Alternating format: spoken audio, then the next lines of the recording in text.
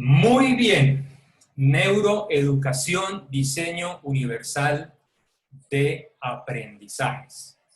Volvemos a recordar el propósito que tenemos en estos 3 días de conversatorio. Simplemente es que como educadores reflexionemos sobre si es necesario o no es necesario replantear paradigmas educativos, de aula, de actividad, creencias, pensamientos.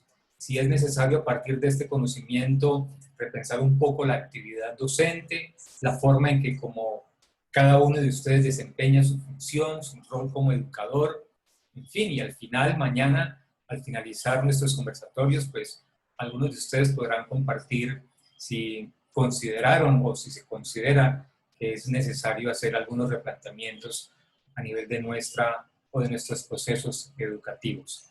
Antes de iniciar a desarrollar el tema, me voy a permitir pedirle a 2 o 3 de ustedes que me ayuden, me colaboren, haciendo un corto resumen de la actividad que hicimos ayer. Ayer estuvimos hablando sobre motivación y aprendizaje.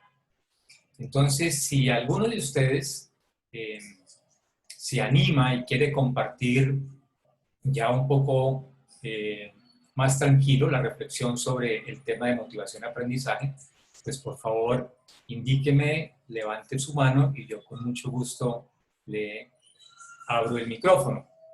Mientras se anima, entonces, profesores, ayer estuvimos hablando de un tema bien importante en la vida del aula y en la vida con nuestros estudiantes. Y ese tema tiene que ver con la motivación. Aquí ustedes están viendo en ese círculo azul 2 palabras, 2 raíces de origen latín, educare y movere. Educare es un término que significa sacar lo mejor del otro. Y en la esencia, si se quiere, en la ontología del educador, educare significa sacar lo mejor de cada estudiante. Esa es la labor de la educación, del educador, sacar lo mejor de cada estudiante. Y movere, también una raíz latina, significa movimiento.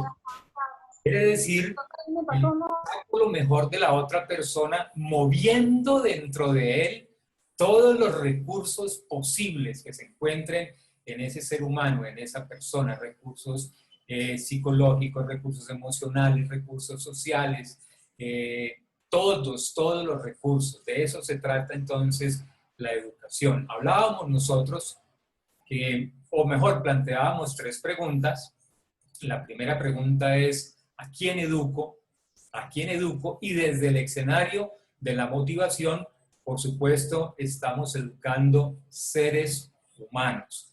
Eso implica que estamos sacando lo mejor de esas personas, de esos seres humanos, que al igual que nosotros, tienen las mismas necesidades y las mismas posibilidades de alcanzar el éxito. Y hoy el diseño universal de aprendizaje nos va a mostrar que no existe impedimento para el éxito. Así es que educamos seres humanos con una serie de necesidades que están buscando de alguna manera poder satisfacer necesidades a todo nivel.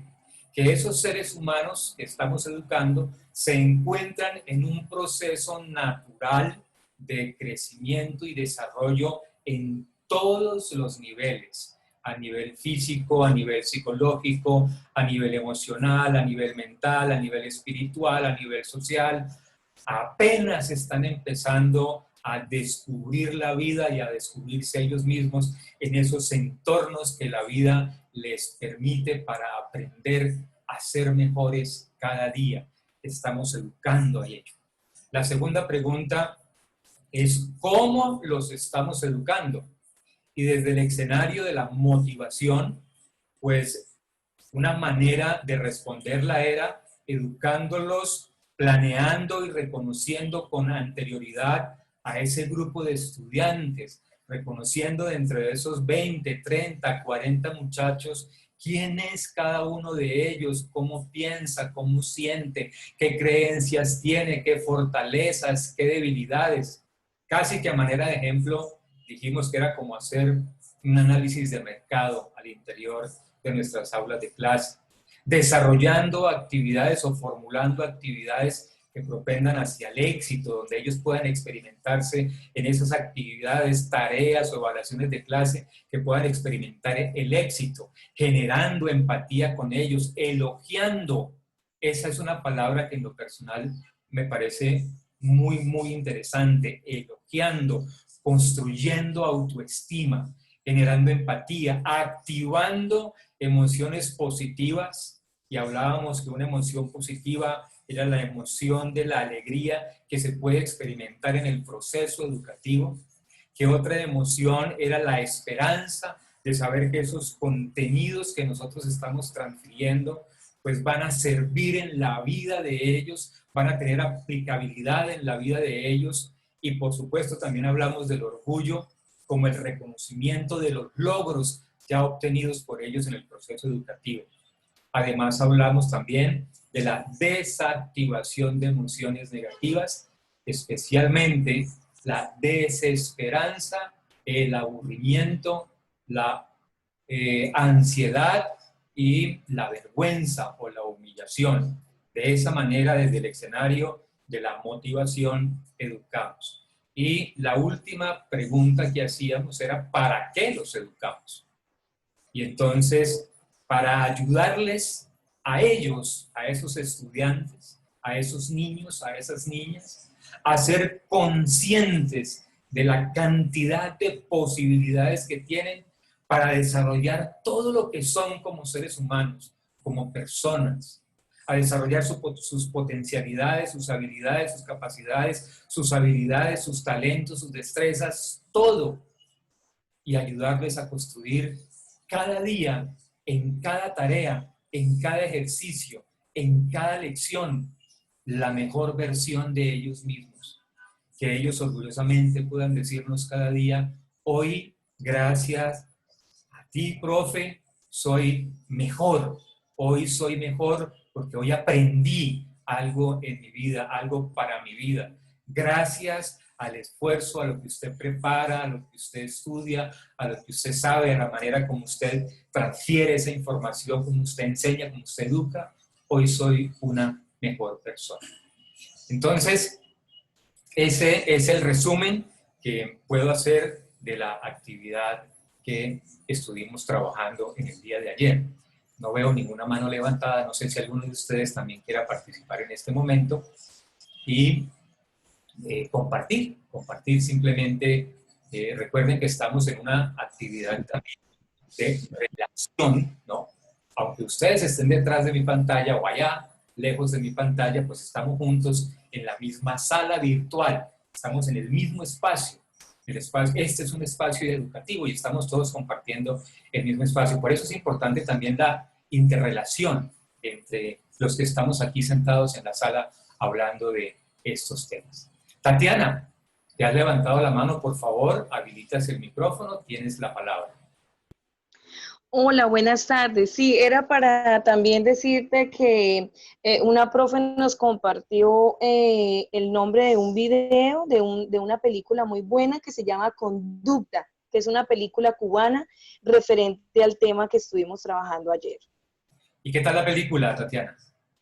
Pues la verdad tiene un contexto genial para trabajarlo con los maestros, muy interesante, tiene las matices, el fondo, lo que realmente queremos trabajar con nuestros estudiantes. Cuando vemos que alguno de los chicos no comprende lo que queremos decir, entonces tenemos que llevarlo de la mano y, o sea, tiene un trasfondo muy de reflexión muy grande para que realmente lo apliquemos en cada una de nuestras labores, con nuestros chicos. Muy buena la película.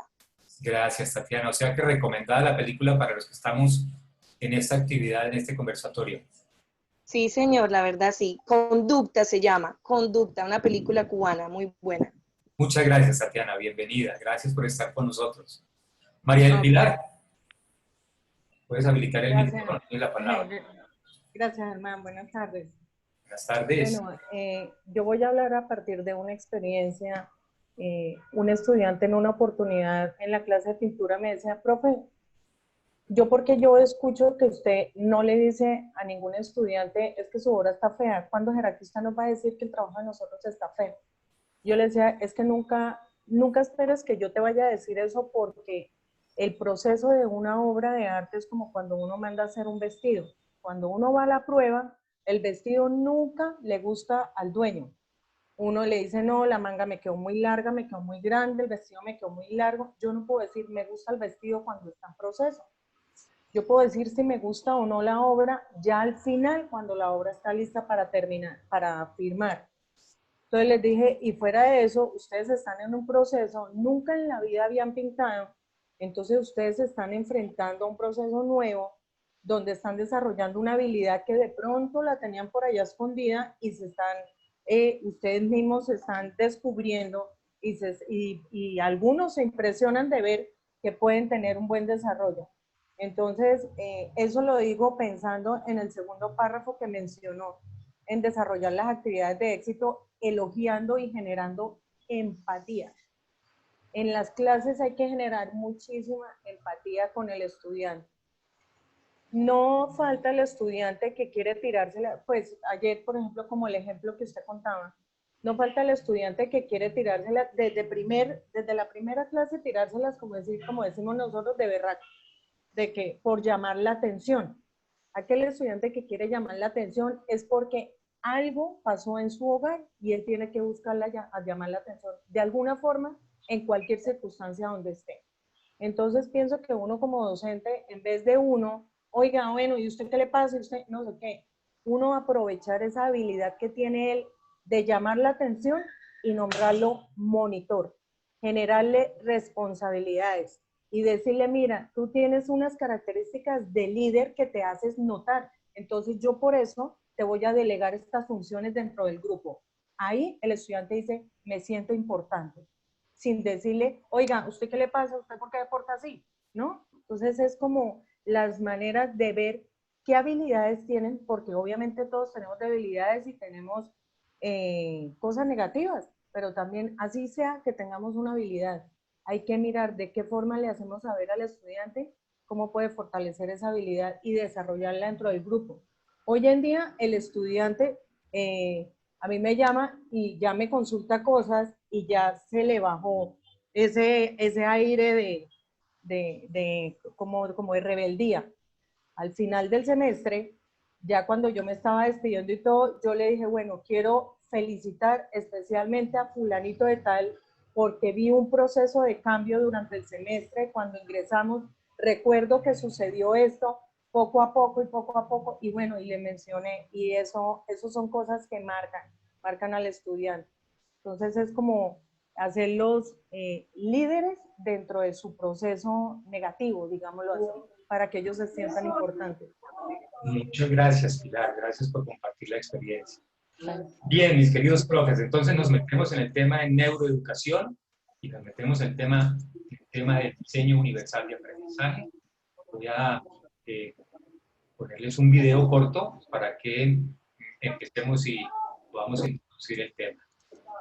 Entonces, arranquemos.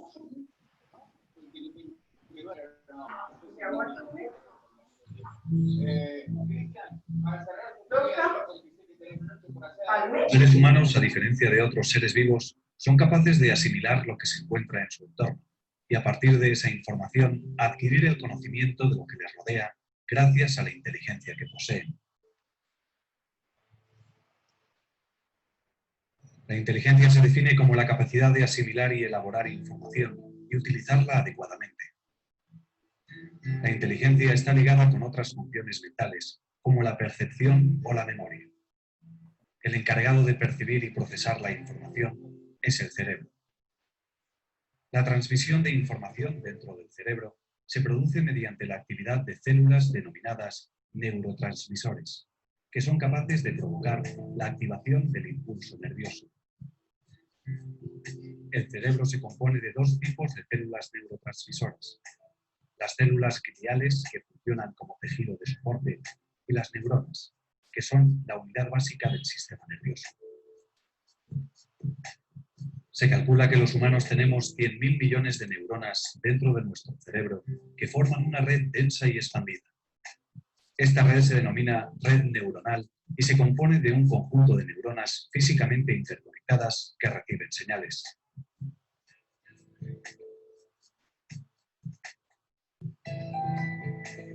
Las neuronas procesan estas señales gracias a un proceso electroquímico.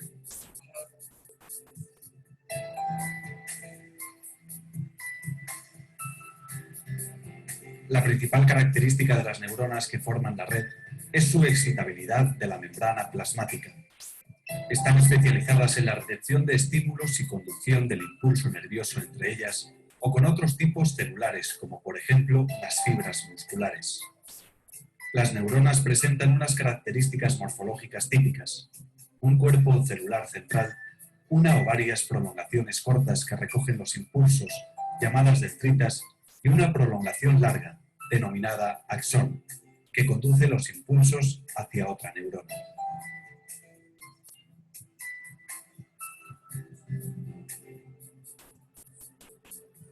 Cuando las neuronas transmiten información de unas a otras, se denomina sinapsis. La sinapsis comienza con una descarga electroquímica en una de las neuronas. Una vez que el impulso nervioso alcanza el extremo del axón, la propia neurona genera una sustancia que se transmite a una de las dendritas de otra neurona.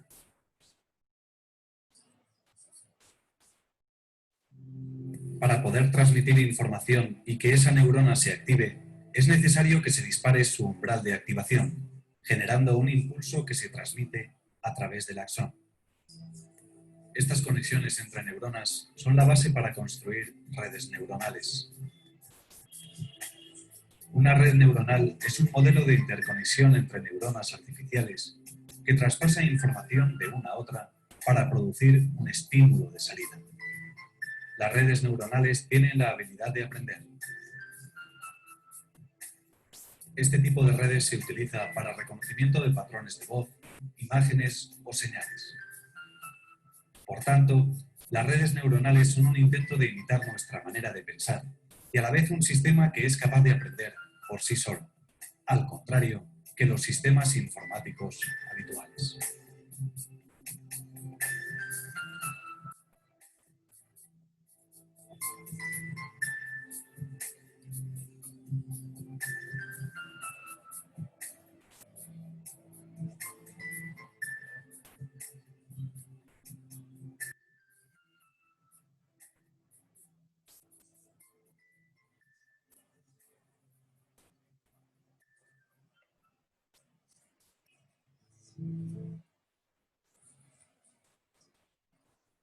Bien, mis queridos profes, con ustedes, el gran señor de señores, el cerebro. Ahí lo que ustedes tienen en la pantalla es el responsable de lo que nosotros aprendemos. Y eso que aparece allí como una maraña, pues son las más de 100.000 millones de neuronas que tenemos los seres humanos. Y cada una de ellas tiene la posibilidad de conectarse con otra y esa con otra y tejer las redes neuronales. ¿Cuántas posibilidades de conexión tienen esas 100.000 millones de neuronas en el cerebro? ¿Cuántas son las posibilidades de aprender? Por eso podemos hablar de la plasticidad neuronal o cerebral, porque el cerebro tiene infinitas posibilidades de aprendizaje. Infinitas es incontables posibilidades de aprendizaje. Aprendemos, porque es que, entre otras cosas, mis queridos profes, a eso vinimos a este mundo, a este planeta Tierra. Vinimos simple y sencillamente a aprender.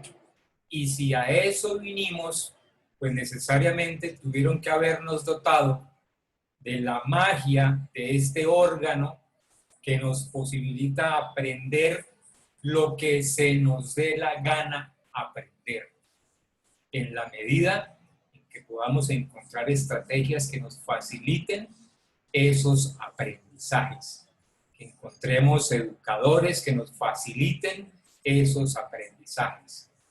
Entonces, profesores, miren esa belleza que está allí.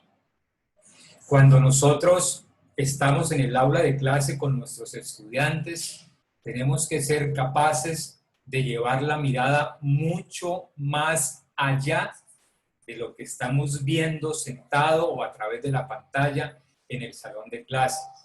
A veces prejuzgamos las conductas, los comportamientos o las capacidades de los estudiantes y no somos conscientes de eso que estamos viendo allí y que nos dijeron hace unos instantes en el video. La inmensa posibilidad que tenemos todos los seres humanos de aprender.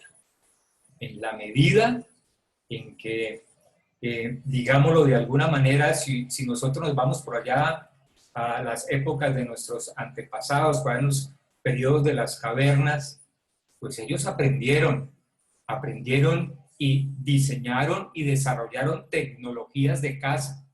Por supuesto que las universidades hoy investigan sobre esas tecnologías y se daban cuenta y pueden constatar científicamente las capacidades cerebrales que tenía ese hombre neandertal que fue capaz de construir, diseñar a partir de quebrar las piedras en forma de laja y construir con ellos cuchillos más cortantes que los Tramonti que venden por ahí en el mercado, y construir una cantidad de estrategias, de diseñar una cantidad de estrategias que le garantizaban a ellos la casa, la vivienda, el sustento. Entonces estamos hablando que el ser humano por naturaleza, es un ser humano infinitamente inteligente. Inteligente quiero decir, una capacidad enorme, con una capacidad enorme de transformar su entorno y de transformarse a sí mismo. Voy a invitarlos a hacer un primer ejercicio. Yo quisiera que durante un minuto ustedes se detuvieran a observar ese punto que aparece en la pantalla de su computador, que es la cámara de video a través de la cual nos podemos ver nosotros en este momento. Un minuto de silencio viendo ese punto en la pantalla de su computador. Quizás también tenga un bombillito verde encendido, prendido. Un minuto viendo fijamente a ese punto. Y ya les cuestiono sobre el ejercicio. Entonces hagamos el ejercicio. Un minuto viendo fijamente a ese punto en la pantalla de su computador.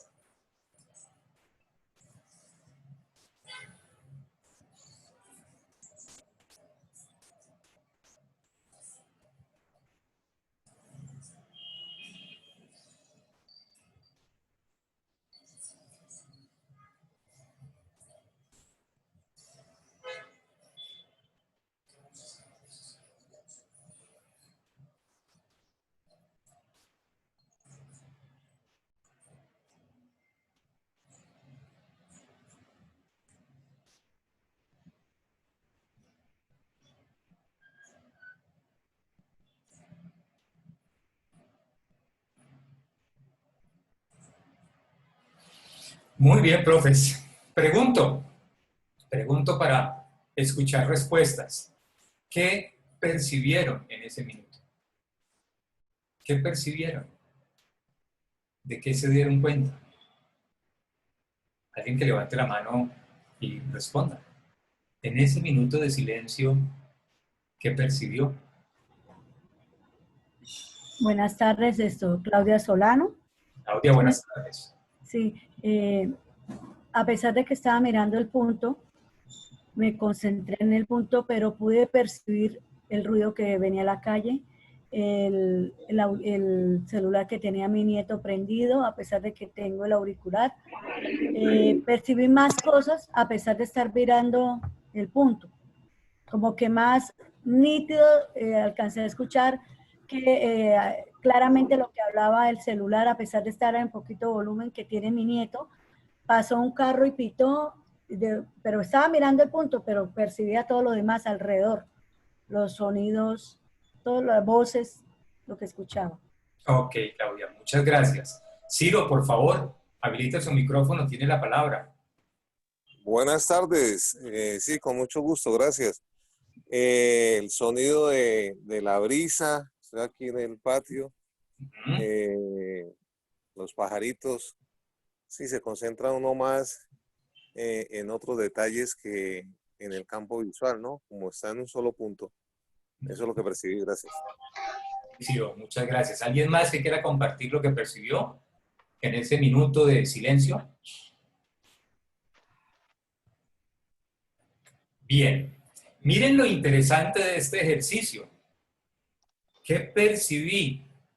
El ruido de los carros. Ok, la pregunta es, ¿por qué significa un sonido como un ruido? Porque hay una diferencia entre el sonido de un carro y el ruido que hace un carro. Son dos significados completamente distintos de lo mismo. ¿Por qué yo lo defino como un ruido? ¿Cuál fue la experiencia que tuve en torno a ese sonido? Quizás fue una experiencia de fastidio que no me dejó dormir, que me quitó el sueño, que me hace sentirlo como fastidioso, como ruido. Percibí además el sonido del teléfono celular. Interesante. Sonido del teléfono celular.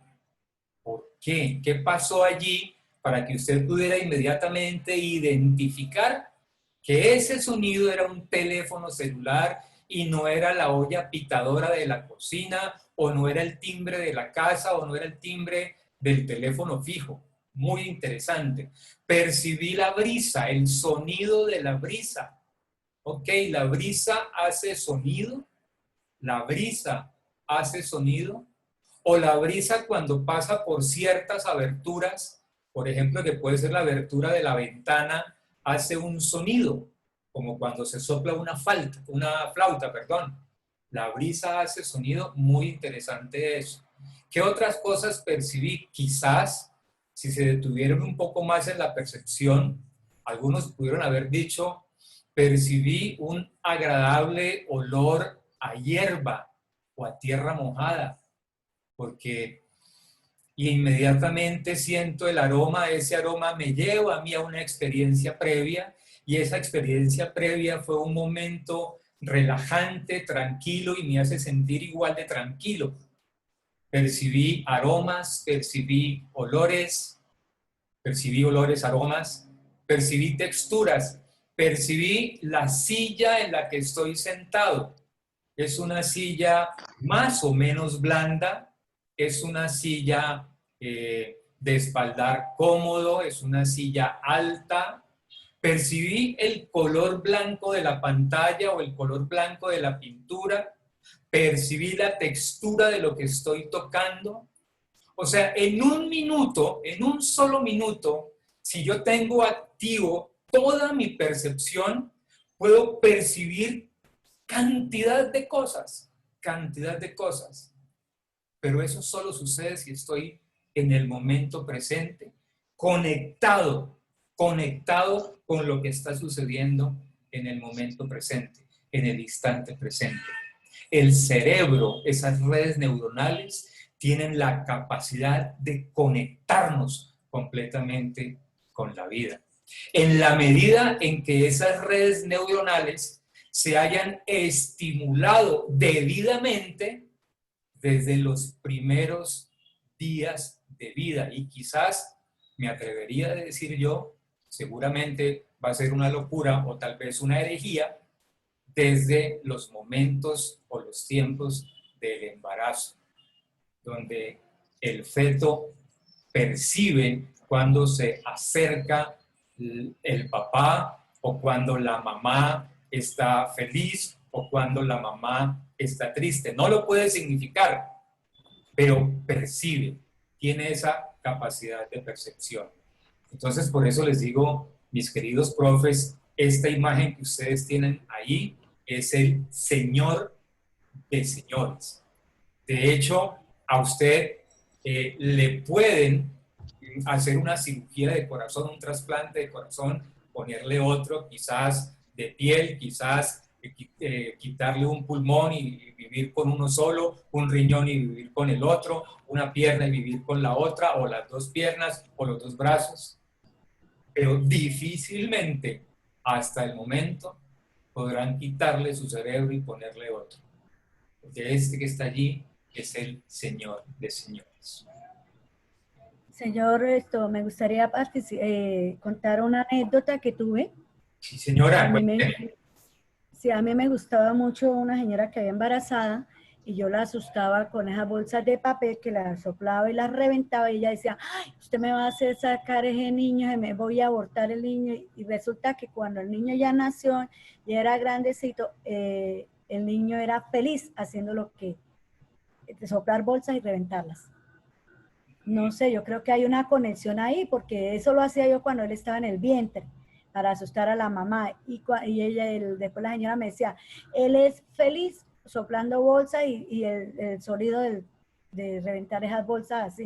Entonces yo dije, pues eso fue lo que yo le enseñé, tal vez se le quedó en el cerebro allá cuando estaba gestándose y ahora es feliz haciendo lo mismo. Muy bien, Claudia, lo vamos a mirar ahora más adelante porque se suceden ese tipo de experiencias. Gracias por compartir. Bien. Hablemos entonces, ya habiendo anotado esa enorme capacidad que tiene el cerebro de hacer millones de redes neuronales, de conexiones neuronales, de significar desde el primer instante, empecemos a hablar un poco de neuroeducación entonces.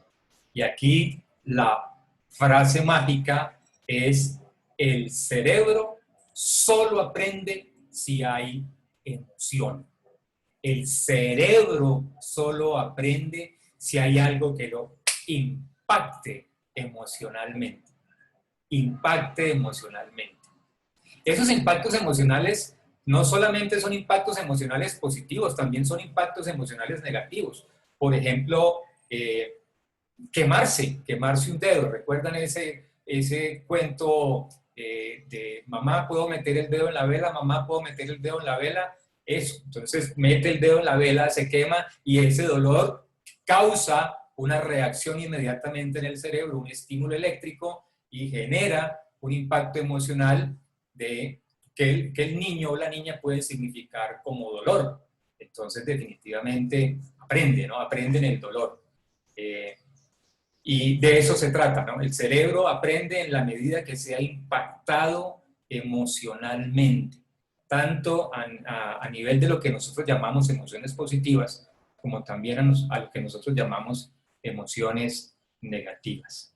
Entonces, desde allí resulta apenas fundamental que como educadores, como maestros, comprendamos ese fenómeno que se da al interior del cerebro humano, de esas conexiones neuronales, y para que desde allí, de esa comprensión, podamos nosotros establecer estrategias de enseñanza y crear ambientes experienciales a través de los cuales el estudiante pueda aprender.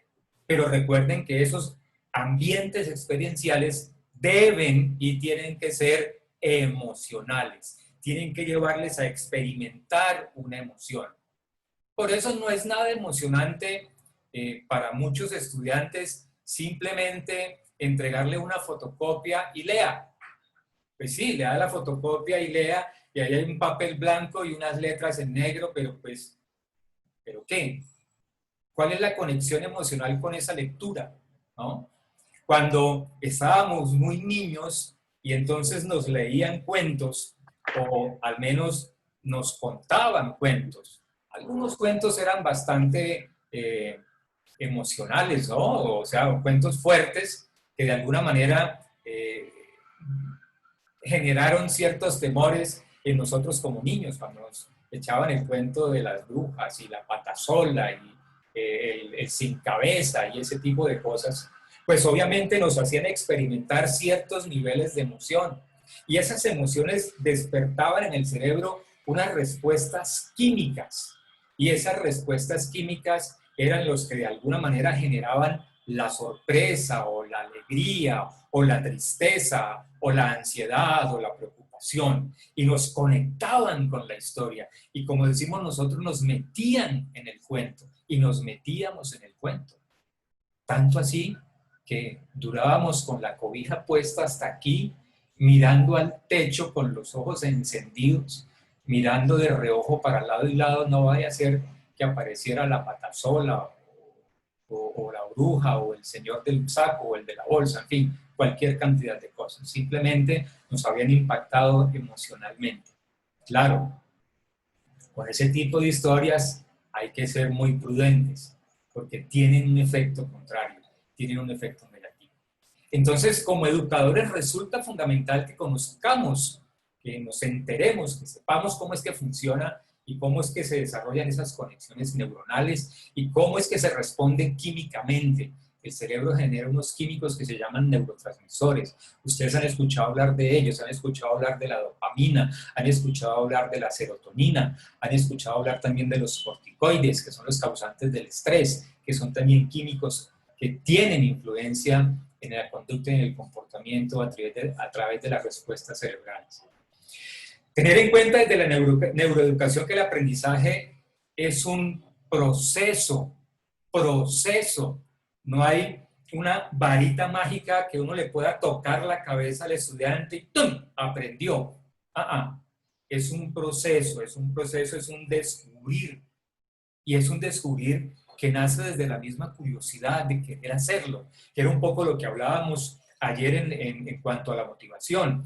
Yo puedo tener la capacidad, porque tengo las condiciones para hacerlo, puedo tener la capacidad de aprender, pero otra cosa distinta es que lo quiera hacer, es la parte emocional. Entonces, eso es importante que también reconozcamos que el aprendizaje no se da como lo decíamos alguna vez en el colegio, por un acto osmótico, ¿no? Que yo pongo las manos allí en el texto y todo entra a mi ser y ya aprendí. Es un proceso a través del cual ese organismo va adquiriendo ese conocimiento. Y la adquisición de ese conocimiento tiene que ver con la forma en que se relaciona ese conocimiento con la vida de cada ser humano y cómo lo puede integrar a su propia existencia, a su propia vida. Tiene que ver con los aprendizajes anteriores o previos, tiene que ver con el nuevo aprendizaje y cómo lo puede anclar como una experiencia nueva en su propia vida, reconociendo que el cerebro tiene la capacidad. Hablábamos de la plasticidad cerebral, y la plasticidad cerebral es la capacidad que tienen las neuronas para establecer cualquier cantidad de nuevas rutas y de nuevas conexiones que generen esas nuevas posibilidades de aprendizaje. Además de ello, el aprendizaje es toda acción que realizamos en un ámbito determinado y que corresponde a una nueva forma de actuar. Eso quiere decir que yo puedo decir que el estudiante aprendió cuando me formuló una respuesta nueva a algo que él ya conocía. O sea, si el estudiante me sigue repitiendo lo mismo, no ha aprendido nada. No ha pasado nada en él. Si no ha cambiado, si no ha transformado el conocimiento en una experiencia nueva, en una creencia nueva, en una idea nueva, pues no ha aprendido. Porque el aprendizaje se da cuando se construye una nueva forma de actuar, una nueva forma de expresarse, una nueva forma de manifestarse. Ahí podemos decir nosotros, y ustedes en la vida muy seguramente lo han ya podido evidenciar, y es que han tenido experiencias de otro tipo, no simplemente experiencias educativas, y ustedes pueden decir, yo ya aprendí. Y eso quedó, eso que yo consideraba que tenía el valor, ya para mí eso no es valioso. Eso que yo consideraba que era la verdad, ya para mí no es la verdad, porque yo aprendí una nueva forma, algo nuevo en mi pensamiento, en mi creencia, en mi emoción. Aprendí a responder de manera distinta, ya no me enojo, ahora respondo muy tranquilo. Eso es aprendizaje, cuando se produce una experiencia nueva en la persona. Si ustedes se miran los dedos de las manos, van a encontrar ustedes las famosas huellas digitales.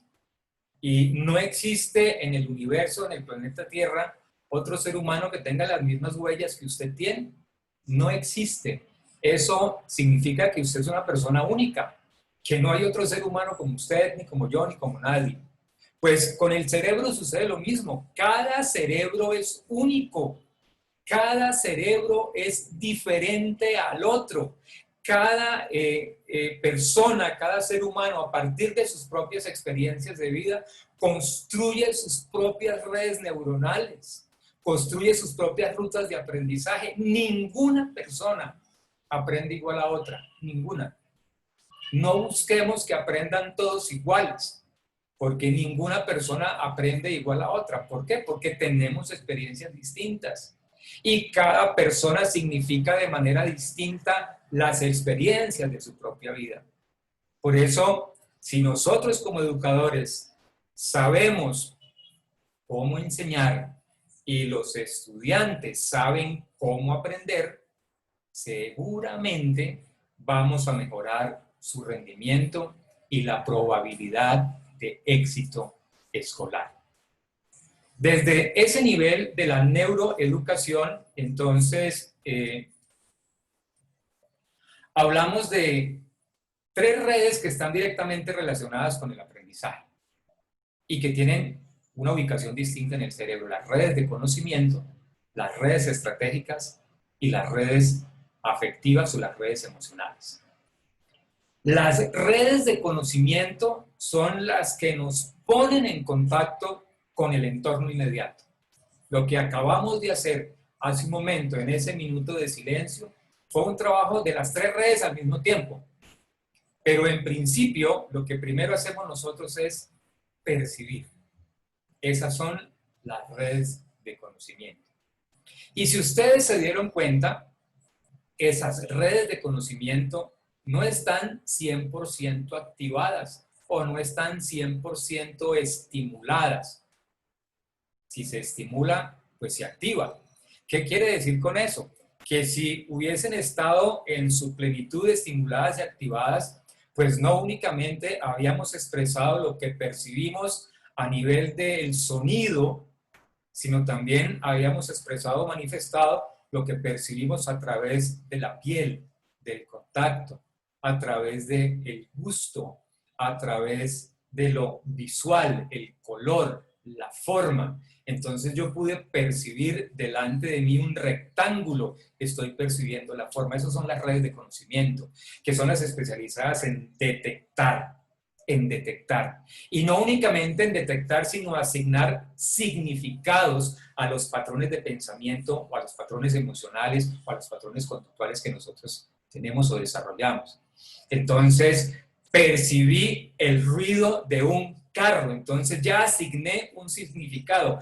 A ese ruido pude asignarle el significado del carro. No era una volqueta, no era un tractor, no era una moto, era un carro. Ese es el ruido de un carro, lo signifiqué inmediatamente. Y eso sucede en el instante. Mis queridos profes, muchas veces nuestros estudiantes, cuando nosotros estamos interactuando con ellos, haciendo transferencia de conocimiento, no están conectados con nosotros. No están conectados, no están percibiendo el entorno, lo que está sucediendo en ese momento de aprendizaje. Quizás estén distraídos, quizás tengan problemas de atención, de concentración, y eso es derivado de allí. Eso es derivado de los malos estímulos que se han hecho en su proceso de aprendizaje. Tenemos las redes estratégicas, digamos, que son las que se encargan. Si esta anterior le pudiéramos poner el nombre de percepción, entonces a estas redes estratégicas les vamos a poner el nombre de razón, porque son las especializadas en generar esos análisis sobre esos patrones mentales y motores que se han ido desarrollando. Esas son las redes estratégicas, la capacidad de organizar el conocimiento, la capacidad de construir, de ordenar todo lo que está pasando allí. Lo vamos a explicar ahora más adelante. Y finalmente las redes afectivas, que son especializadas en evaluar patrones y asignarles un significado emocional. Entonces volvamos al ejemplo del carro, del ruido del carro. Escuché, percibí el ruido, lo signifiqué como un carro, ¿sí? Lo puse como un carro, lo ordené en mis experiencias de vida y lo signifiqué también como algo no agradable, fastidioso. Eso es un ruido. Y eso sucede así, en un instante.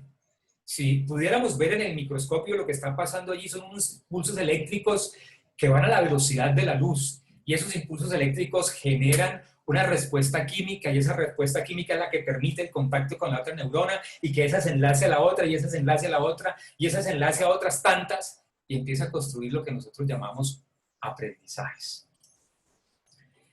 Miremos las redes de reconocimiento, que son las que están situadas, es como el casco, ¿no? Como si llamáramos aquí el casco de nuestro cerebro, la parte posterior del cerebro. Allí están situadas las redes de reconocimiento. Son las que, como ya habíamos hablado hace un momento, identifican los patrones de luz, de sonido, de gusto, de tacto, de olfato, percepción.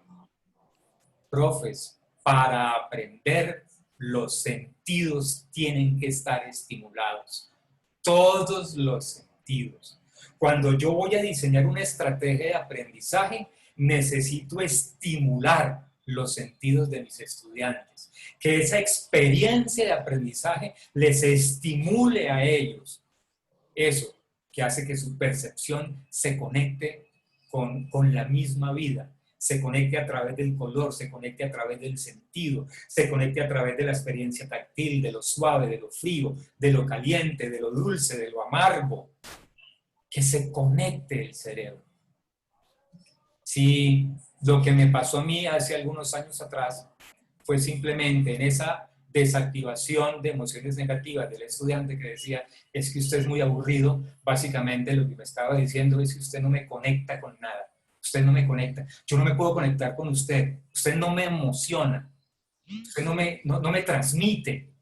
Y eso fue un aprendizaje fuerte, eso fue una experiencia muy fuerte, porque entonces, ¿a qué fui a la universidad? ¿A qué fui a la universidad?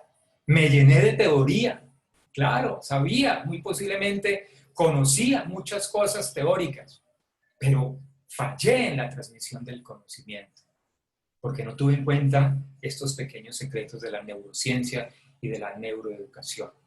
En la práctica, estas redes permiten reconocer letras, reconocer números, palabras, objetos, sonidos, todo eso que me conecta a mí con la historia que como educador, o como usted como educador me está contando, me está diciendo, me está transmitiendo, de lo que sea que me esté hablando. No importa, puede ser el tema más aburrido. Con todo el respeto a mi profesor de filosofía, nosotros en el colegio le teníamos un apodo, y ese apodo significaba que nos dormía, porque la clase de filosofía era absolutamente aburrida, porque era así. Era una línea horizontal todo el tiempo. El tono de la voz del profe era horizontal todo el tiempo. Todo el tiempo el mismo tono de la voz, no se ponía ni bravo. Entonces, la voz me conecta con el sonido. Y yo tengo que tener la capacidad de cambiar la voz, de subirla, de expresar casi contando, siendo un contador de historias a través del conocimiento que yo estoy transfiriendo. Si estoy hablando de historia, de biología, tengo que contar y en ese momento y hacer unos gestos que me conecten también con la expresión del otro. De eso se trata, que seamos también actores dentro del campo y dentro del escenario educativo. El que aprendo en las redes del conocimiento. Luego, las redes estratégicas que están en el neocorte, la parte frontal nuestra, aquí donde nos pegamos de vez en cuando, que le decimos torpe, allí. Aquí están las redes estratégicas, el cómo lo aprendo, cómo ordeno el conocimiento, cómo ordeno las ideas, cómo soy capaz de construir o sintetizar un texto, si se puede decir, cómo construyo un mapa conceptual o un mentefacto, cómo ordeno la información. Permite diferenciar las formas en que los estudiantes pueden expresar lo que saben. Es que yo puedo tener un conocimiento y puedo expresarlo de 1000 maneras, y lo vamos a ver más adelante en los ejemplos. No tiene que expresar siempre de la misma forma. Adelante y diga, recite el texto. No sencillamente, yo puedo dibujar el texto. Yo puedo declamar el texto. Yo puedo cantar el texto. Hay muchas formas de expresión. En la práctica, estas redes permiten a las personas eso, razonar, básicamente razonar. ¿Dónde está el libro? Tomo el libro, cojo el libro, abro el libro, estudio, vuelvo y lo pongo en el lugar. ¿Les ha pasado alguna vez que se le pierden las llaves? Que usted no sabe dónde dejó las llaves de la casa. Usted no tiene idea. Se entró a la casa y las llaves, y las llaves, y las llaves. Usted no sabe dónde dejó las llaves. Primero porque sus primeras redes, que son esa percepción que lo conecta a usted con lo que está sucediendo, usted no se dio cuenta qué fue lo que tocó, si estaban frías o calientes y dónde las dejó, si las dejó sobre una superficie marrón, blanca o morada, no lo percibió, no se dio cuenta, si fue la entrada o fue la salida, y por supuesto no ordena eso en su mente, y como no lo ordena no sabe dónde deja las famosas llaves, por eso el nombre que le pusieron al llavero, para generar una recordación. Y las redes afectivas, el para qué es un texto personal, el porqué del aprendizaje. ¿Y esto qué sentido tiene? ¿Qué sentido tiene? En mi vida, ¿qué sentido tiene? Porque a veces como estudiantes puede ser que no le encontremos sentido a lo que supuestamente estamos aprendiendo. ¿Y eso en mi vida qué? ¿Para qué? ¿Cómo me conecta ese conocimiento con mi vida? ¿Me agrada, me desagrada, me sirve, no sé, no me sirve? Recuerden que hablábamos ayer de la motivación esperanzadora, de la alegría que de mí dice aprender. Eso está conectado directamente con el cerebro límbico, lo emocional, lo puramente emocional. Y recuerden lo que decíamos al principio. Si el cerebro no es impactado emocionalmente, por más de que insistamos, no aprende, porque tiene que ver una emoción. Cualquier proceso mental debe o lleva implícita una emoción. Y esa emoción puede ser, como lo decíamos también ayer, una emoción negativa, desesperanza, aburrimiento, ansiedad. Y no aprende. No aprende, simplemente no aprende. Entonces, estas redes afectivas son las que permiten atribuir significados emocionales a esos estímulos, porque nosotros finalmente terminamos siendo un estímulo para el aprendizaje del estudiante. Yo con mi voz termino siendo un estímulo, yo con mis palabras termino siendo un estímulo, yo con mi metodología termino siendo un estímulo, yo con mi conocimiento termino siendo un estímulo para que ese estudiante active sus redes y entonces empiece a anclar nuevos aprendizajes. Es más fácil anclar nuevos aprendizajes en experiencias previas. Es mucho más fácil, porque conectan emocionalmente. Entonces, sí, a mí me pasó. Sí, yo lo viví. Sí, yo eso lo he sentido. Sí, a mí también me pareció salado. Entonces, es mucho más fácil activar un conocimiento nuevo en un aprendizaje previo.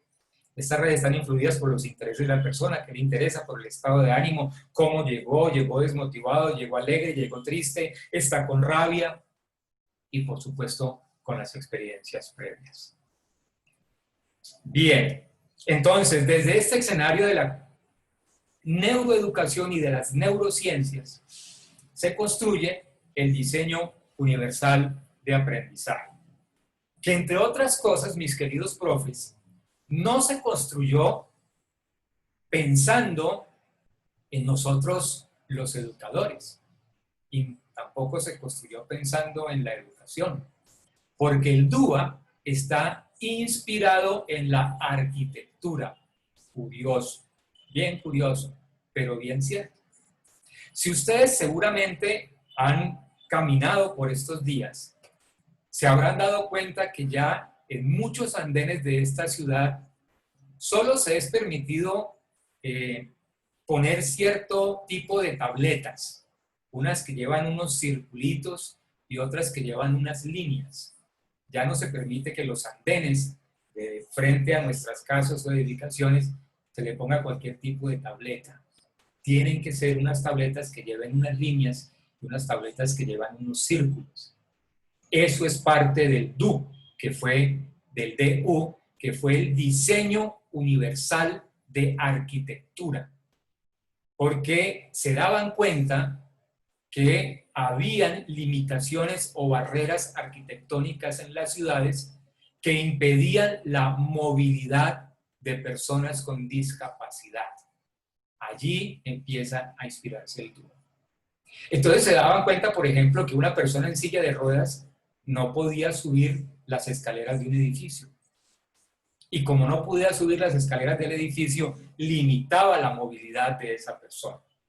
Y empezaron a diseñar universalmente, es decir, diseñar para todo el mundo, para personas con discapacidad visual, para personas con discapacidad motriz, para personas con discapacidad cognitiva, para todo el mundo. Y en ese diseño para personas con discapacidad se dan cuenta también que beneficia a las personas que no tienen discapacidad. Entonces se construyó la rampa a la entrada del edificio y ahora se exige que las edificaciones construyan rampas para que las personas con discapacidad que están en silla de ruedas puedan ingresar al edificio sin ninguna barrera, para que la persona pueda cruzar la calle sin ninguna barrera si está en silla de ruedas, para que pueda cruzar de un lado a otro sin dificultad, que se pueda movilizar a través de los espacios. Entonces, en ese diseño arquitectónico de las ciudades, en ese diseño universal de arquitectura, se dan cuenta que esa rampa también es utilizada por la mamá que tiene un cochecito del bebé recién nacido, que ya no tiene que agacharse y entonces empujar por las escaleras, sino que ahora puede transitar muy tranquilamente por la rampa. Y también se dan cuenta que la persona que llega del mercado con el carrito, entonces ya no tiene que empezar a bajar paquetes, sino que también puede usar la rampa para facilitarse un poco el movimiento al lado de lo que acaba de comprar. El diseño universal de aprendizaje está inspirado en el diseño universal de arquitectura que se empieza a poner de moda, si me permiten la expresión moda, en los Estados Unidos por allá en los años 70. Y nosotros hasta hace muy poco lo empezamos a inculturizar en nuestras propias construcciones. Todavía hay muchas casas que no tienen esas tabletas, y esas tabletas son para las personas con discapacidad visual, para que se puedan movilizar. Entonces la línea les permite a ellos saber desde el contacto de su guía por dónde van, y si son puntos, tiene que tener precaución o cuidado, o tiene que esperar o parar. Cuando hablamos del diseño universal de aprendizajes, entonces estamos hablando que el diseño universal de aprendizaje, que toma o se inspira en el diseño universal de arquitectura, también piensa en lo mismo. Es decir, se construyen currículos flexibles para todo el mundo, para las personas con discapacidad visual, para las personas con discapacidad cognitiva, para las personas con discapacidad motora, pero no únicamente para ese tipo de personas que tienen discapacidad, sino también para aquellas personas que tienen aprendizajes lentos, que van a un ritmo distinto. También pensamos en ello y también beneficia a ese tipo de personas.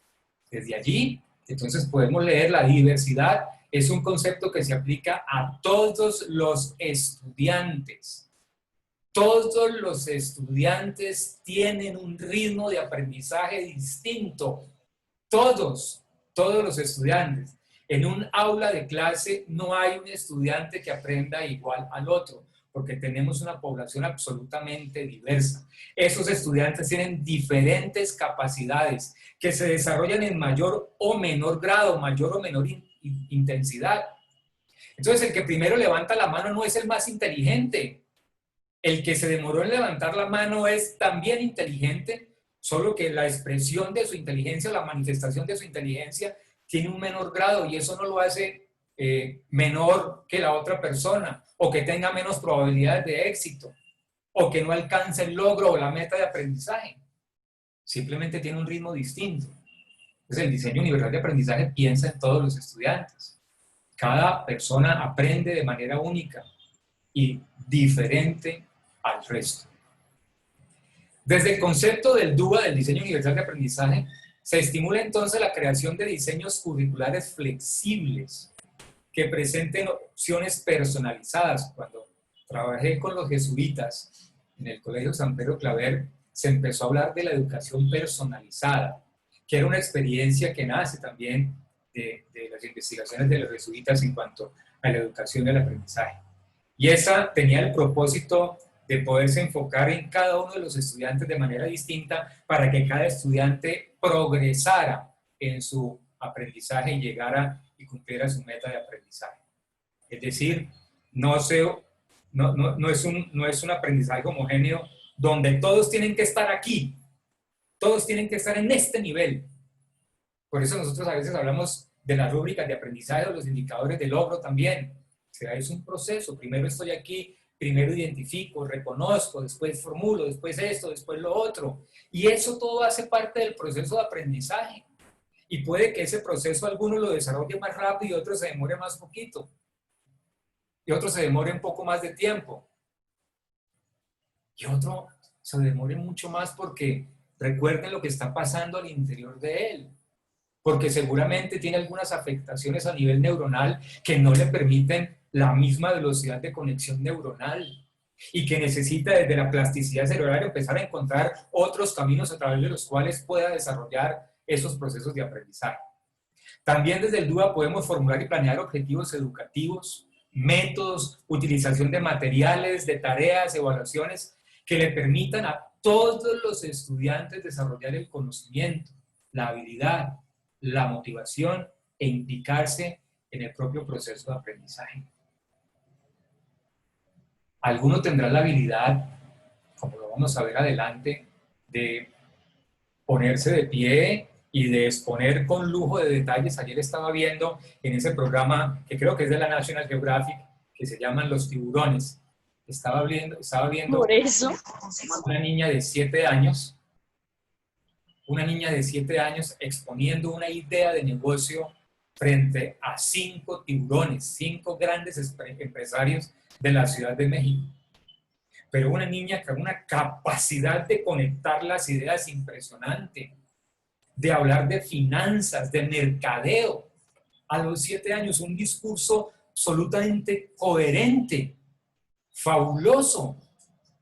Quizás otro niño no lo haga de esa manera, pero lo puede expresar de una manera completamente distinta, porque tiene una habilidad distinta. Quizá, como Pilar lo dice hace un momento, pueda coger los colores, los pinceles, y a través del color y de la imaginación pueda representar algo semejante, si no igual, sí semejante a lo que la niña está diciendo, y pueda transmitir la idea de una manera completamente diferente. Finalmente, el diseño universal de aprendizaje tiene 2 objetivos fundamentales. El primero de ellos es eliminar los entornos discapacitantes. Y cuando hablo de entornos discapacitantes, estoy hablando de eliminar las limitaciones que podemos nosotros, como educadores, estar formulando dentro de las aulas de clase. Podemos estar limitando el aprendizaje. Cuando hablo de entornos discapacitantes, no estoy hablando única y exclusivamente de las personas con discapacidad. Estoy hablando que, por ejemplo, puedo, de manera inconsciente, calificarle al niño por su lectura. Hacia adelante y lea. Y resulta que por alguna condición neuronal o por alguna condición de su cerebro, el niño tiene una lectura lenta. Y lo estoy exponiendo a una situación que para él puede llegar a ser frustrante, porque él puede decirme lo mismo sin que tenga que leer. Puede usar una estrategia completamente distinta. Entonces, esa experiencia, primero, no es una experiencia de éxito, es una experiencia, puede ser una experiencia de éxito en la medida en que yo vaya desarrollando esa habilidad, potencializando esa habilidad, pero no juzgándolo desde esa, entre comillas, supuesta incapacidad. Entonces, el DUA tiene ese par de objetivos. Primero, que se eliminen los entornos discapacitantes. Y segundo, que se incrementen las oportunidades de aprender. Vuelvo y repito y volvamos al cerebro, porque las capacidades de aprender son millonarias. Millonarias. Bien. El DUA toma esos conceptos de las redes neuronales de aprendizaje y los traslada en 3 principios. El primer principio lo llama el principio de la representación. Y en el principio de la representación dice: los estudiantes son distintos en la forma en que perciben y cómo comprenden la información. Todos los estudiantes son distintos. Y si los estudiantes son distintos, tenemos que tener en el aula opciones distintas para que ellos perciban y comprendan la información. múltiples opciones de percepción y comprensión de la información. Principio número 2, principio de la acción y la expresión. Cada estudiante, dice el DUA, cada estudiante tiene sus propias habilidades estratégicas y organizativas para expresar lo que sabe. Cada uno de nosotros sabe qué hacer con lo que sabe y cómo hacer con lo que sabe. Si yo les digo, por favor, levanten la mano los que o las que saben hacer arroz con pollo. ¿Cuántos están por aquí? De los 136 participantes hoy, levanten la mano los que saben hacer arroz con pollo. Muy seguramente podrían salir 136 fórmulas distintas, porque cada uno de ustedes sabe hacer con lo que sabe de la manera en que lo sabe hacer. Y eso no quiere decir que el arroz con pollo que haga uno sea más feo o el otro sea más rico. No. Son fórmulas distintas, son experiencias distintas, son aprendizajes distintos. El resultado de la meta de aprendizaje era cocinar un arroz con pollo. Y finalmente quizás no era cocinar un arroz con pollo, sino reunir la familia, ¿no? Entonces son 136 fórmulas distintas. Principio número 2, acción y expresión. Cada estudiante tiene sus propias habilidades estratégicas y organizativas para expresar lo que sabe. Y principio número 3, principio de participación.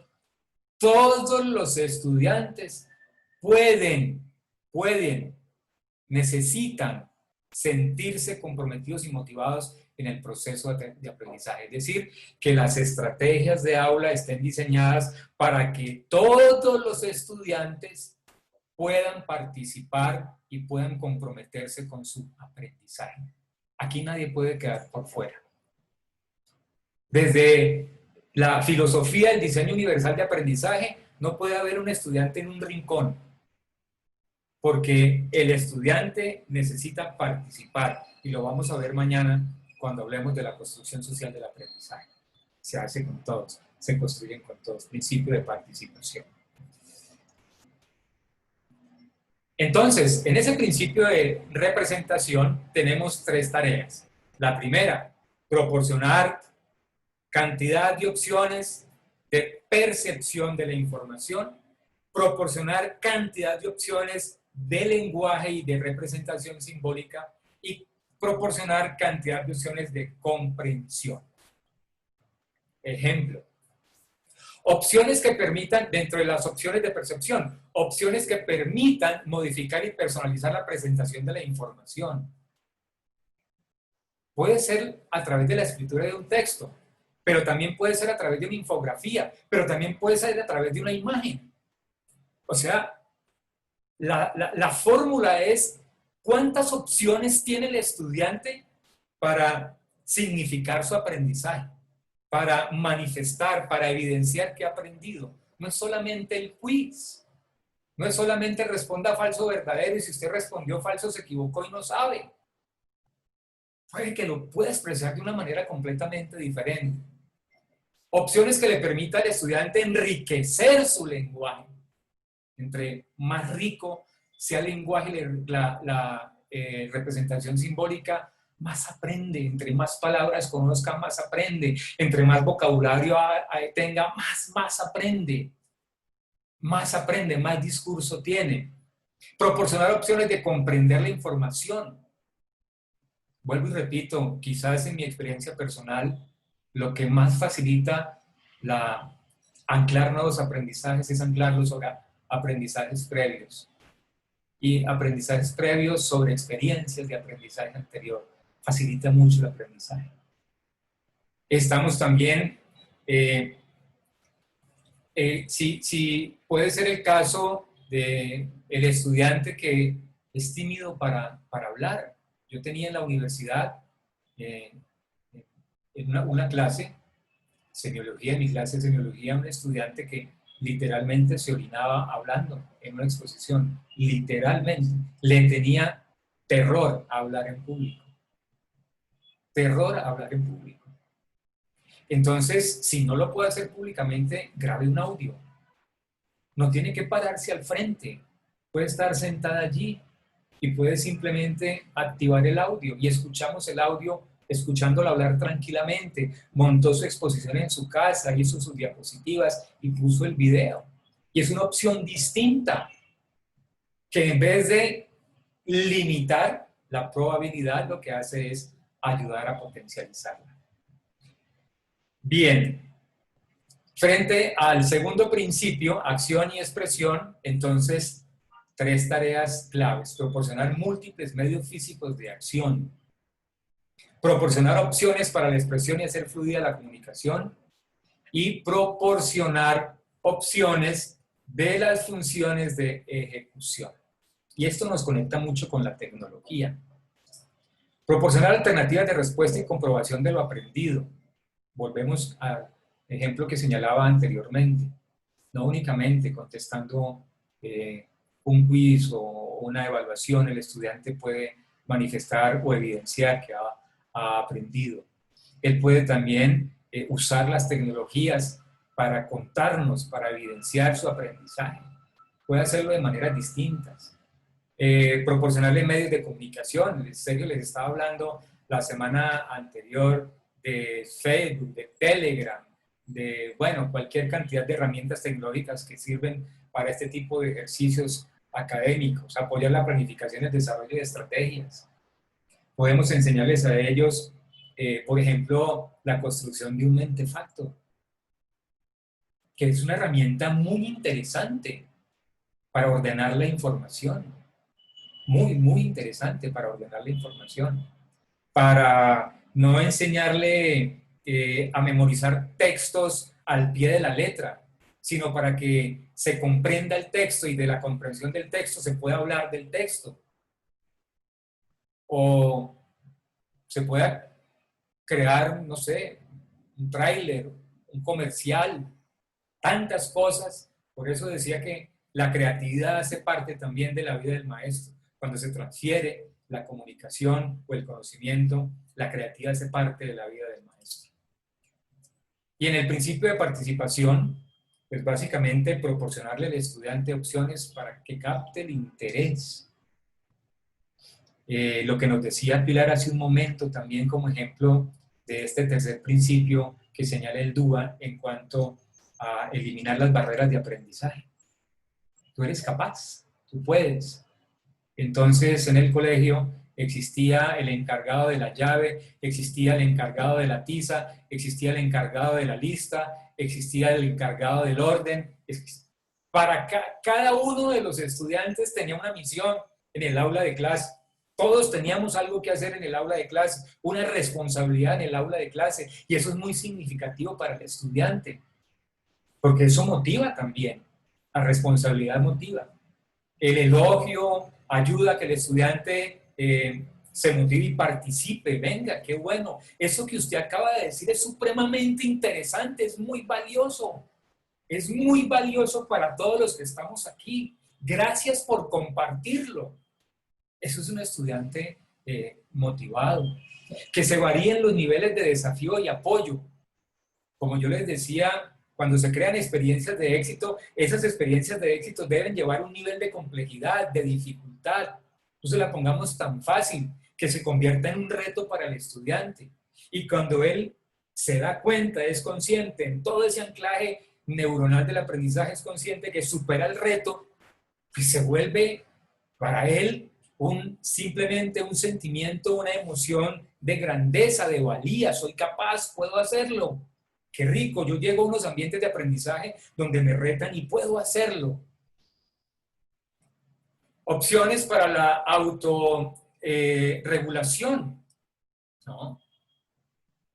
Que tengamos, ayer hablábamos de la evaluación criterial, que es muy importante en el aula de clase. Que podamos hacer evaluaciones, autoevaluaciones, coevaluaciones, reflexión entre todos. Todo esto es mucho más extenso, pero que obviamente en una hora pues no podemos detallar tanto. Bien, mis queridos profes, entonces los voy a dejar 3 minutos para que en estos 3 minutos con papel y lápiz pues hagamos este ejercicio. les pido el favor que escriban de 1 a 3 cosas que les hayan resultado nuevas, interesantes en este conversatorio y que escriban un compromiso de mejora. 3 minutos.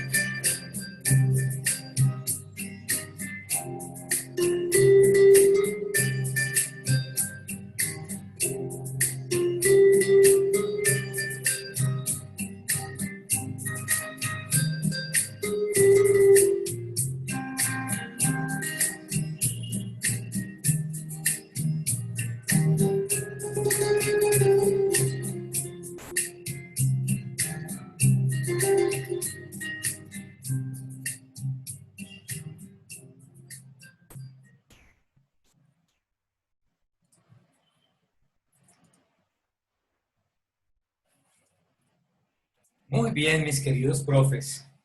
Gracias por estar aquí, por permanecer.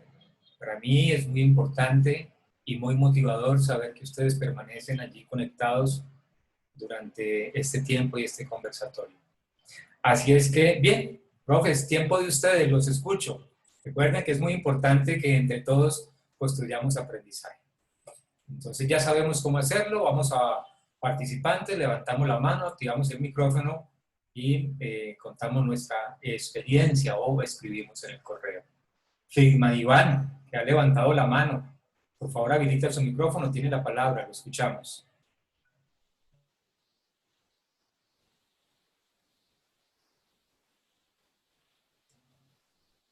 Iván.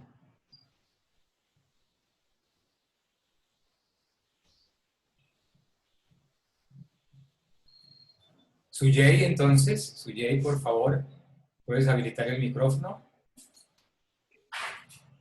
Hola Germán, buenas tardes. Buenas tardes, Suyei, bienvenida, gracias. A ver, en cuanto a las preguntas que nos colocaste, bueno, yo coloqué que me llamó la atención 3 especialmente. La importancia de las emociones en el aprendizaje, indudablemente. La importancia de combatir las barreras del aprendizaje de los estudiantes, y no solo los estudiantes, sino como también tenemos a veces muchas barreras. Y el otro, pues, el uso de las tecnologías, especialmente para que los estudiantes puedan desarrollar a través de la tecnología, pues, esas emociones, ¿no?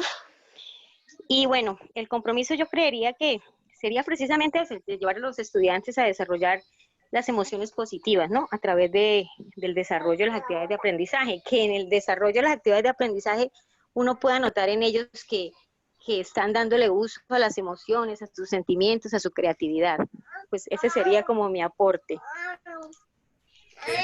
Muchas gracias por compartir, por participar. Sandra Milena, ahora activa el micrófono. Buenas tardes a todos. Pues, doctor, yo quería hacerle una pregunta en especial. Resulta y pasa que en nuestra institución, pues en este tiempo justo de pandemia, nos han insistido en que nuestras guías de aprendizaje estén basadas, pues como para los niños que ya están categorizados en inclusión, que hagamos aparte de las que hacemos para el resto, que a esos niños les hagamos unas guías aparte. Yo soy de las que pienso, así como hoy usted lo habló, que todos aprenden de formas diversas y que el conocimiento se debe dar para todos igual, porque así tengan una dificultad cognitiva, física, pues los que aparentemente son regulares, ellos también pueden tener dificultades o aprender diferente en lo que uno quisiera que ellos aprendieran, ¿no? Entonces, no sé si usted me pudiera orientar en si esa forma de hacer guías particulares como especie de PIAR son recomendables o no. Gracias, y es una pregunta supremamente interesante, porque es uno de los temores que nosotros tenemos por estas épocas cuando empezamos a hablar de la inclusión en el aula. Cuando empezaron a cerrar algunas instituciones educativas especializadas y empezaron a llevar a esos estudiantes a las aulas entre comillas normales, pues empezaron a generarse unos temores fuertes frente, bueno, y ahora, ¿cómo hago yo para llegar a ese estudiante? Es un estudiante con discapacidad cognitiva, es un estudiante con discapacidad visual, es un estudiante con discapacidad auditiva, en fin. Nos fijamos más en la discapacidad, en la limitación, que en la posibilidad que tengo yo de llegar y transferir el conocimiento.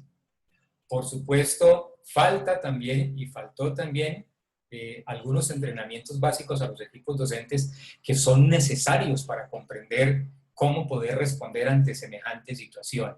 No es fácil, desde una metodología tradicional basada en unas guías de estudio tradicionales que se han manejado por muchas épocas, pues puede llegar de un momento a otro y bueno, ¿y yo cómo hago para transferir el conocimiento a esta persona que no me está escuchando si yo ni siquiera sé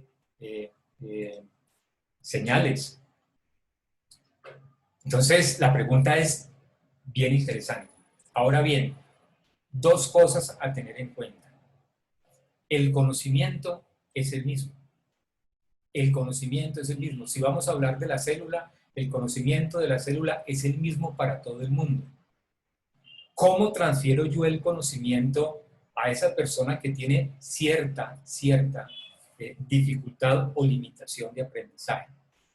Entonces, es lo que el DUA, por eso el DUA tiene que ser un taller de al menos una semana completa para experimentar eso. Pero el DUA nos está diciendo que tenemos que generar una cantidad de opciones distintas. Si no es con el olor, con el sabor, si no es con el sabor, con la textura, si no es con la textura, con el sonido, si no es con el sonido, con lo visual. Pero necesito llegar a través de algún tipo de esa información, de estimular la percepción de ese estudiante a través de algo. Yo les mostraba ayer el video de Rick y Dick Hoyt. Este muchacho que vieron ustedes en el video que tiene una discapacidad cognitiva, falta de oxígeno en el cerebro, pero aprendió perfectamente a manejar los computadores, perfecto, y a expresar lo que piensa y lo que cree y lo que siente a través de los computadores. Aprendió a operar una máquina y a través de la máquina se transfiere el conocimiento y respondía al conocimiento. Entonces, aquí es explorar una cantidad de opciones teniendo en cuenta esos tres principios básicos del aprendizaje. Ahora, si está bien o si está mal lo que se está haciendo, pues primero tendría que saber que lo que están haciendo cómo lo están haciendo, para poder encontrar dentro de esa guía, de esa información que se está entregando a los estudiantes, si hay información que estimule otras rutas y otros caminos de aprendizaje. Bien, no sé, Sandra, si le contesté la inquietud o la pregunta. Sí, señor, muchas gracias. Bueno. Igualmente, pues, como yo les decía muchas veces en las reuniones a los coordinadores, que eran los que solicitaban, pues, de pronto esas guías especializadas para los niños de inclusión, pues yo les hacía ver que en todos los grados, por ejemplo, séptimo, no todos los niños que figuran en inclusión en los 10 grupos, todos tienen la misma discapacidad. Entonces, era muy difícil uno tener que hacer una guía por cada uno, que era más práctico hacer, pues, lo que tú dices, un DUA y pensar en todos y en la forma de que todos aprendan. Que yo no veo niños con discapacidad, veo niños con posibilidad de aprendizaje diferente, de aprendizaje distinto. O sea, la discapacidad no niega el aprendizaje. Tiene una posibilidad distinta, una opción distinta de aprendizaje, y lo que yo tengo que encontrar. ¿Cuál es el camino y cuál es la ruta de aprendizaje ideal para ese único individuo, para esa persona? Porque puede tener la misma, pueden ser dos estudiantes con la misma discapacidad, pero tienen rutas de aprendizaje, o pueden tener rutas de aprendizaje distintos. Bien. Gracias, doctor. Con mucho gusto, Sandra. Amparo, que nos ha levantado la mano. Amparo, por favor, habilita el micrófono, tiene la palabra. Bienvenida, Amparo. Buenas tardes. Buenas tardes. Me pareció, sí, muy interesante, y bueno, ya que lo podía escuchar, es lo que es la emoción. A veces nosotros podemos tener tristeza, pero si transmitimos en ellos el solo hecho de iniciar con un juego, con una dinámica, con una pregunta, cómo fue su día, hasta una sencillez como esas hace cambiar, ¿cierto? Entonces eso es lo que también a veces debemos ubicarnos. Así como cuando se inició la reunión y nos estaba contando de ese profesor de filosofía, que sí, que a veces dan sueño, que a veces es la emotividad que brindemos nosotros con una palabra, con una pregunta, con un simple ejercicio, así sea ya por medio de redes. No levante la mano, como usted decía ahorita. Hay que tener en cuenta esos pequeños detalles para hacer que cambien las cosas. Mira, Amparo, respecto a lo que estás diciendo, voy a hacer una pregunta. Levanten la mano, quienes están aquí, levántenme la mano, si quiere, por favor, prendan la cámara para verlos, para hacer este ejercicio. Este es un ejercicio válido respecto a lo que nos está hablando Amparo. Por favor, prendan las cámaras que le puedo hacer una pregunta. La pregunta es simple, levántenme la mano los que han sentido hambre. Levanten la mano los que han sentido hambre. Bien, ahora, a esos que levantaron la mano, que me dicen que han sentido, les pregunto, ¿han llegado a comer de la basura? ¿A escarbar en la basura para comer? Porque si no han escarbado en la basura para comer, no han sentido hambre. ¿Me comprenden la idea? No saben qué es el hambre. Porque hemos pasado bien. Porque el que tiene hambre, el que realmente está que se devora del hambre, come de la basura. Los otros nos dan antojos. Ahora tengo como ganas de comer algo y entonces voy a la nevera. Por eso estamos como estamos en esta época de confinamiento. Voy a la nevera y saco y ya pasó. Pero el que tiene hambre, come de la basura. El que tiene ganas de aprender, hace lo que sea por aprender. El que tiene ganas de aprender, hace lo que sea por aprender. Calma su hambre de aprendizaje de cualquier manera. Por eso encontramos nosotros casos de estudiantes que son realmente exitosos, porque son deseosos de aprender, están motivados en el aprendizaje. Por eso el principio de la neuroeducación es: el cerebro no aprende si no hay emoción, si no hay gusto, si no hay alegría, si no hay conexión con el tema, con el maestro, con los iguales, con el material, con el libro, con todo lo que significa el proceso de aprendizaje. Si no hay una emoción verdadera, nada. Nada, no va a suceder. Sí, podrá contestar falso o verdadero, pero lo vamos a ver mañana en la idea del aprendizaje social. Lo vamos a ver mañana.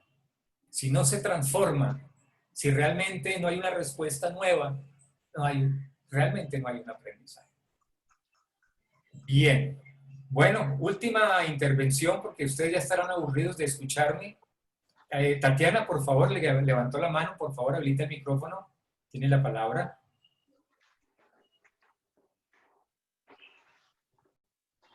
Tatiana. No, yo quería dar como pues hablar sobre una experiencia de hace rato. Una experiencia de una estudiante que ella, pues no aprendía de la misma manera, ¿sí? Y entonces cuando llegó al colegio, pues le hicieron un repertorio, pero grandísimo, ustedes no se imaginan de qué terrible, que tiene problemas socioemocionales, tiene problemas, no comprende, no habla con nadie. Entonces, muchas veces pues estigmatizamos a los estudiantes sin conocerlos y no se le prestó la atención debida. Entonces, la estudiante siguió de la misma manera y se esforzaba tanto y no podía hacer las cosas, llegar a lograr lo que otros estudiantes logran tan fácilmente, ella no lo hizo. Pero en el transcurso del año, esta estudiante cogió un celular, tomó el celular de su mamá y empezó a hacer clases para enseñarle a otros a aprender a dividir.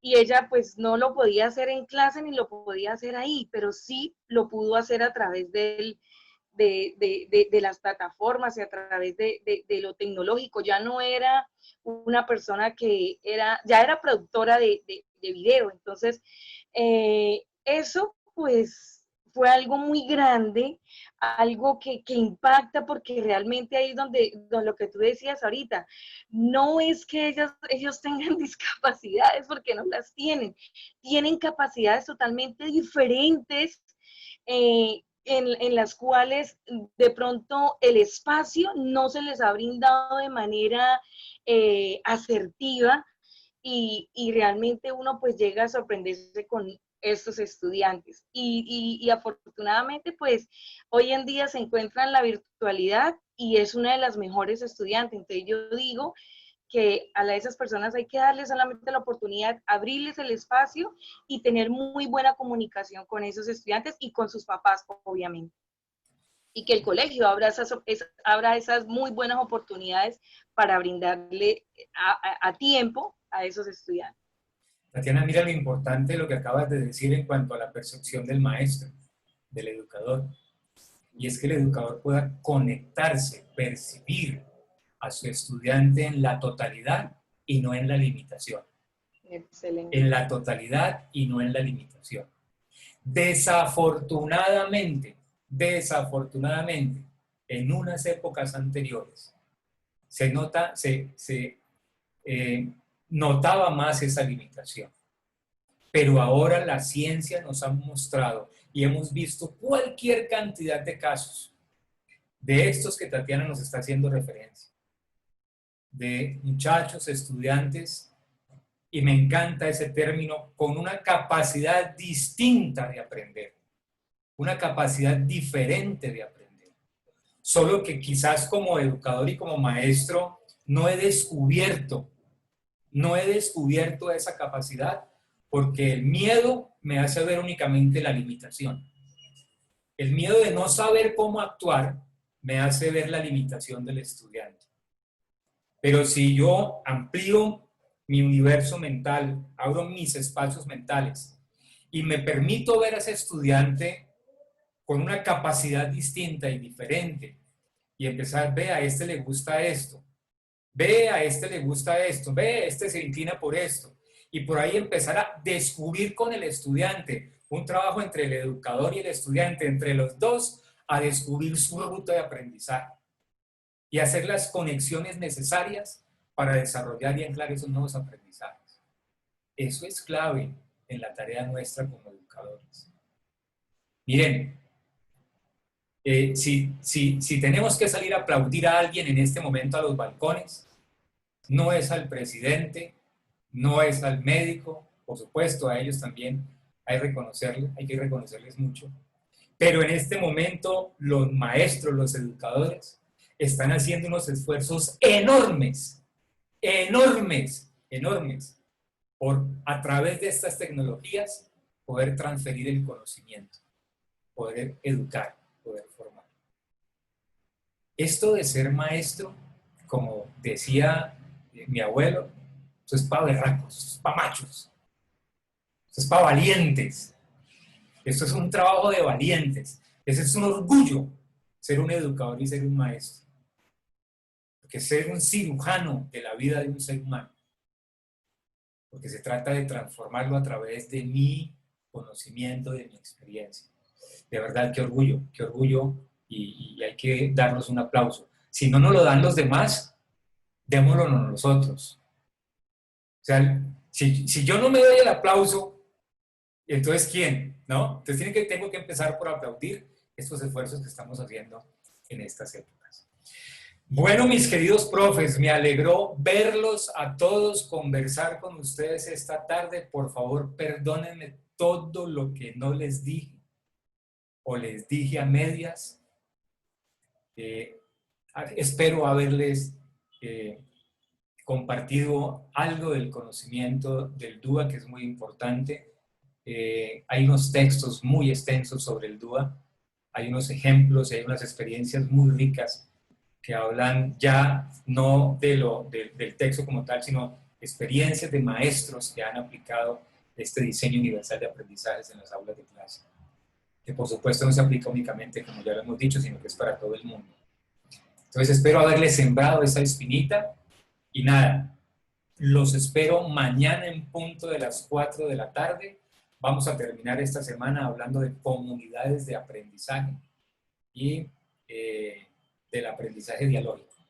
Mañana hablaremos de ese texto. Así es que por ahora los dejo, que descansen, que tengan una feliz tarde, una feliz noche. Coman algo liviano, no se acuesten a dormir con el estómago así de lleno porque van a tener pesadillas. Recuerden, no se pongan bravos con nadie, no peleen con nadie, no es necesario, no hace falta.